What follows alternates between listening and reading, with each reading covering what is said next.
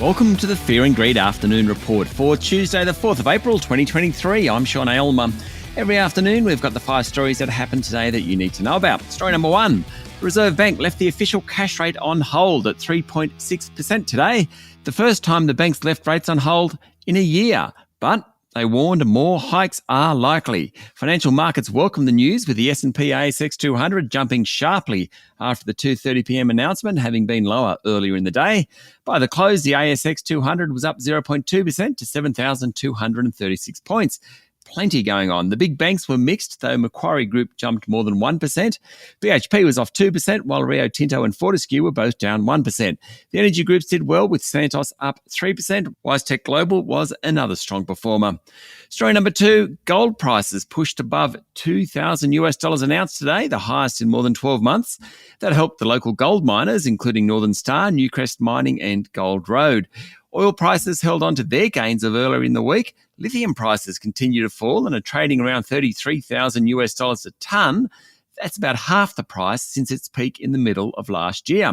It's an important commodity in Australia because we have so many lithium miners, and it's a metal heavily used in green energy and batteries. Hence, some of the worst performers on the ASX today were the lithium stocks. Story number 3, the Victorian government today lifted the public sector wages cap from 1.5% to 3% per annum. It's unlikely to appease unions, though, especially since the newly elected Minns government in New South Wales has promised to abolish that state's 3% cap.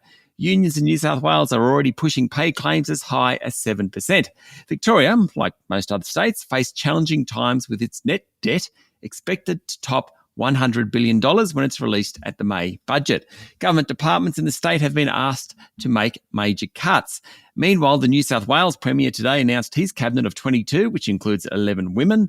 Labor won 45 seats in the election 10 days ago and has gained the support of 3 independents to get its majority in the 93-seat House. Story number 4, Medicare is hemorrhaging up to $3 billion a year in waste, according to a government-commissioned review of the health system's integrity. The review warns it risks losing billions more to rorts in an overly complex and opaque bureaucracy that needs urgent reform, according to a report in the Sydney Morning Herald and The Age. The independent report by health economist Dr. Pradeep Philip has found Medicare is so poorly structured and loosely scrutinised that it no longer fits the purpose and has left the gate wide open to fraud. The former head of the Victorian Health Department says the 6,000 items on the Medicare benefit schedule are difficult to navigate.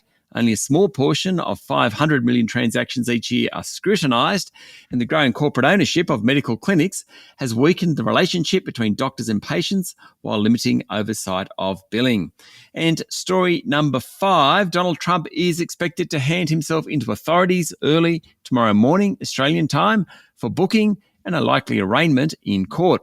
While Trump supporters did turn up, particularly when he drove from Mar-a-Lago in Florida to his Boeing 757 with his name emblazoned on it this morning, there weren't huge crowds, especially in the very democratic New York City. The city boosted security for Trump's arrival. He's the first former president to face criminal charges, and he posted the words "witch hunt" in capitals on his social media network, Truth Social, ahead of leaving his Florida base.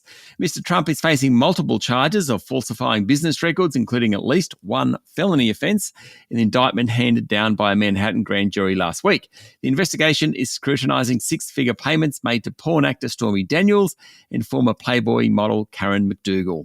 That's it for the afternoon report for Tuesday, the 4th of April, 2023. Don't forget to hit follow on the podcast and find Fear and Greed on LinkedIn, Instagram, Twitter and Facebook. Join Michael Thompson and I tomorrow morning for the Fast 5 by Fear and Greed, the top 5 business stories you need to know in just 5 minutes. I'm Sean Aylmer. Enjoy your evening.